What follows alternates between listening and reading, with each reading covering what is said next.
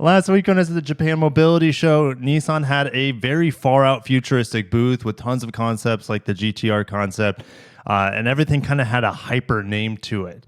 But Infiniti was missing. Infiniti doesn't exist in Japan unless they import them or rebadge their Nissans there. But the night before the Japan Mobility Show, Nissan and Infiniti invited out some journalists to preview the all-new concept. So we're going to talk about this concept today from Infiniti and where they're going as a company.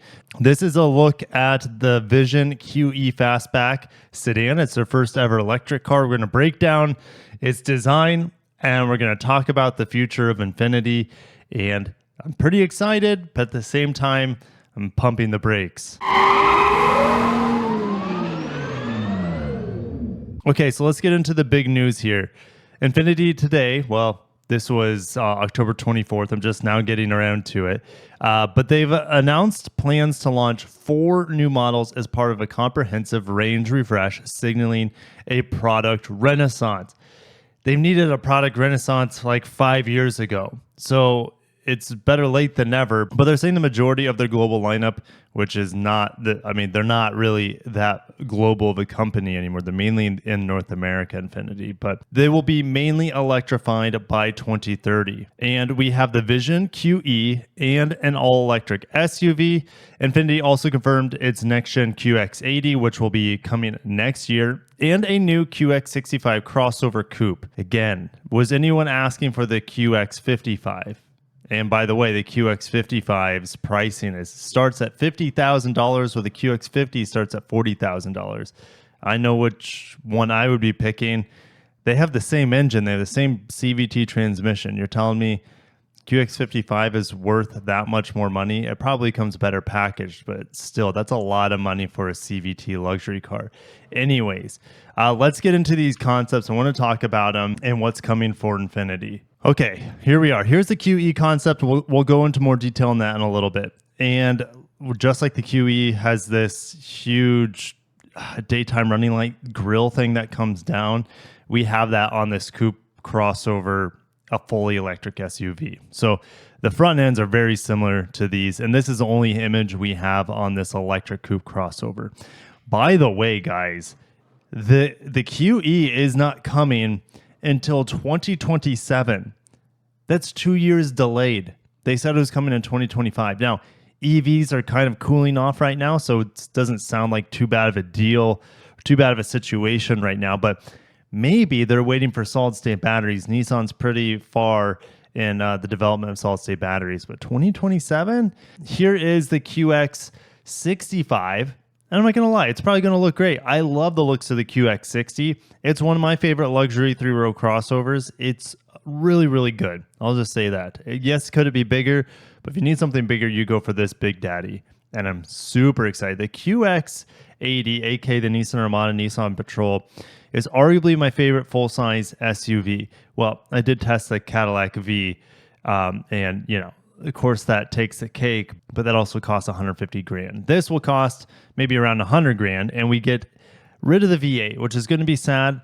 I really, really enjoyed the V8 with around 400 horsepower, and the 7-speed auto is pretty smooth on that too. But now we're going to a 9-speed auto and a fat twin-turbo V6 with 450 horsepower, somewhere around there. So I'm excited for the QX80. I think they all, they didn't give us new images of the QX80. These are the same ones of the monograph we already had. So yeah, it's going to look very, very, very similar to this. The rear end looks a bit interesting to me. I like the front end. I think they did a great job with the design in the front. Okay. And that leaves, ladies and we don't know actually when this vehicle's coming. I would say 2025. If the QX80 redesign is coming in 2024, this guy's probably coming in 2025. This QE is coming in 2027. So they don't have a lot of images for it. We're going to break down the images and then talk about the little video that they have for it as well. Okay, what are my thoughts? I don't mind the silhouette. The front bumper here, that is a snow plow, an illuminated snow plow. Now, we saw similar designs with the Nissan concepts. Let's say like the GTR concept had a really aggressive front chin. No difference here. It looks like a locomotive or a snowplow.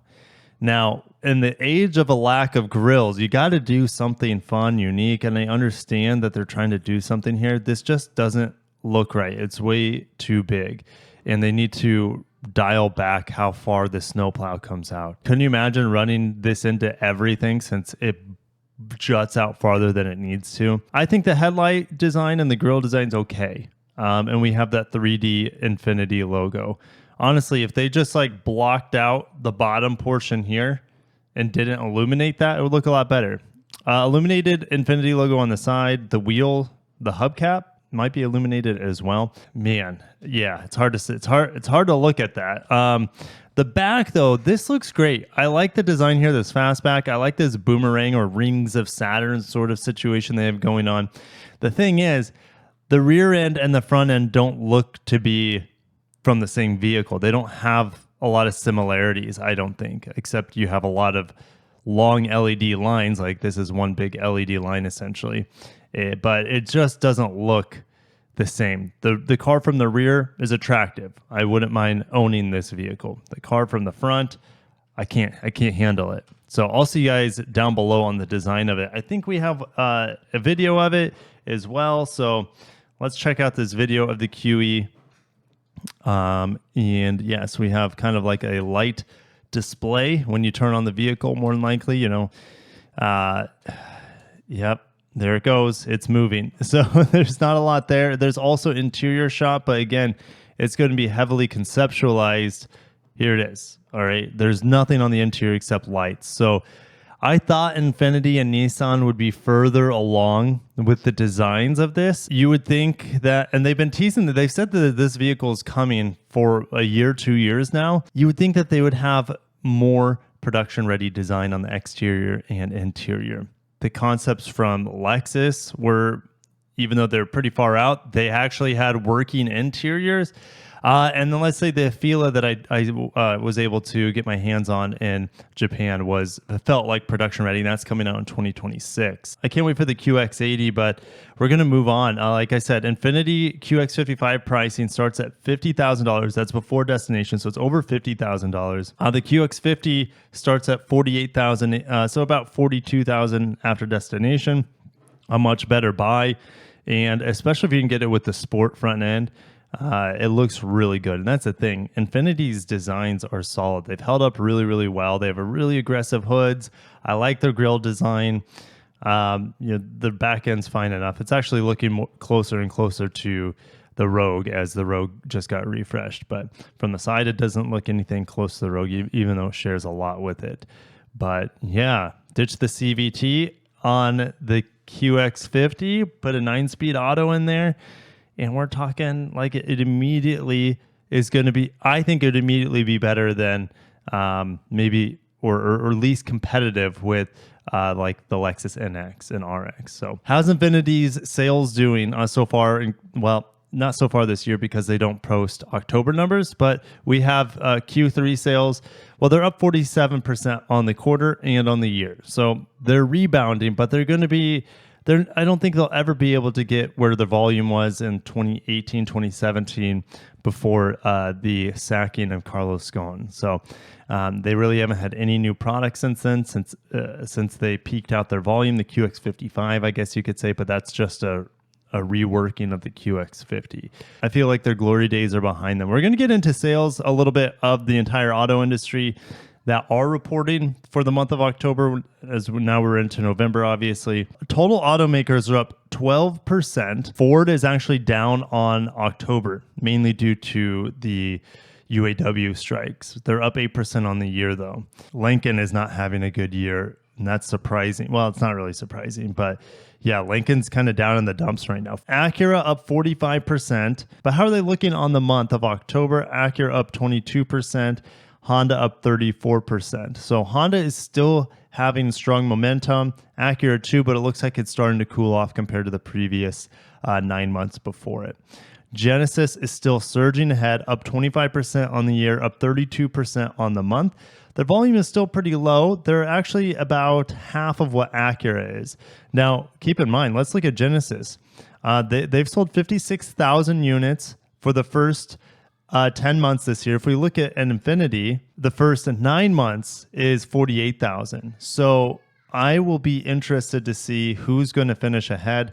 I think last year, actually, Genesis outsold Infiniti, and Genesis has a better lineup than Infiniti. So really what Infiniti has for it is dedicated dealerships, and they have a little bit more brand recognition, even though it's kind of been tarnished over the last 30 plus years.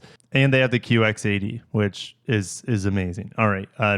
So Genesis growing strong so far this year. Hyundai up 11% on the year, only up 3.3% on the month. The thing is, Hyundai they didn't have the setbacks as a lot of their competition did with microchips and that sort of thing. So they're not going to see massive gains. Kia, though, up 15% on the year, up 1.5% on the month. They're still growing. They had the best October ever. Mazda, like I just said, well, coming back from Japan, the iconic SP, such a strange name for a concept, but the iconic SP stole the Tokyo Motor Show or the Japan Mobility Show. It's just drop dead gorgeous. So up 23% on the year, down 7% on the month. That is strange. Subaru up 10% on the month, up 15% on the year. Lexus up 25% on the month, 14% on the year. Toyota just kind of floating around at the same. I thought they would have actually a stronger end to the year than they are, but it looks like maybe they're allocating most of that excess volume towards Lexus, which makes sense, higher margins there. So Volvo is also selling a lot more electrified vehicles than before, specifically battery electric, even though the C40 is an instant no buy since you can't see out of the back window, and it doesn't have a digital rearview mirror, I don't believe. So complete no buy in my book, but the XC40 is great. And make sure to watch my walk around of the showroom in Japan with the EX30. That was a nice surprise. Very, very small. Very small car. Anyways, up 19% on the month. Go Volvo. Now, I want to dig into this Mazda. Why are they down on the month of October? Again, down 7.2% compared to October 2022, even though their year over year is up 23% when you include all 10 months. Okay, so there were 25 selling days in October this year compared to 26 the year before. That didn't stop a lot of its competition from posting better results, though. And look, exactly here, there was actually a decrease in this daily selling rate of 3.5% as well. Mazda Canada, though, up 34% compared to last October. All right, for the month of October, well, the Mazda 3 is not doing great, largely due to the hatchback. So that could have been a part of it not doing well for the month, down 20% year over year. Or should I say month over month compared to last year's October. MX-5 is up, but they're not selling hardly any still. CX-30, okay, this is one of their volume sellers. This is a big reason why they didn't match last year. And the CX-5, also their number one sellers. So crazy that their CX-5, CX-30, and Mazda 3 are all down for the month of October. I wonder what's going on. The CX-50 is up, but it's not to the volume where they really want it quite yet, even though it keeps improving down in the Alabama plant. All right, CX90, they used to break it down with the plug-in hybrid and the inline six separate. Now they just include it into one. I wish they kept it separated because it's always interesting to see that plug-in hybrid success or lack thereof. Yeah, also the lack of a CX9. They've sold 7 this October, but all that volume's been completely replaced. Let's say it's 3,400. It's been replaced and improved with the CX90. And look, they've sold more CX90s year to date compared to the CX9s last year. So the volume's increasing here for the 3-row people mover. But yeah, their volume sellers, CX5, CX30, and Mazda 3 are all down for the month of October. I wonder what's going on. Mazda 3 and CX30, some of those are built in Japan, some of those are built in Mexico. So they might have some issues going on with the Mexico plant. But the CX-5 is a big question mark because that's made in Japan. Maybe it's because they're getting the production line switched over so they can produce more of the large platform vehicles like the CX-70, CX-80 coming out which rumor has it. I don't know if it's true or not. Of course, it's a rumor. And if I knew, I couldn't tell you anyways. But I'm hearing that Mazda could reveal the CX-70 at the LA Auto Show in just a few weeks. So anyways, let's just circle back to Infiniti to close out this video. And let's talk about Mazda too. So Mazda's vehicles are luxury tier pretty much at this point. I would put the CX-90 right in the same playing field as the Infiniti QX60. Both have strong design. Both have strong interiors. The Mazda probably having a better interior, even though the QX60 is great. It's just Mazda's come so far and Infiniti's done nothing.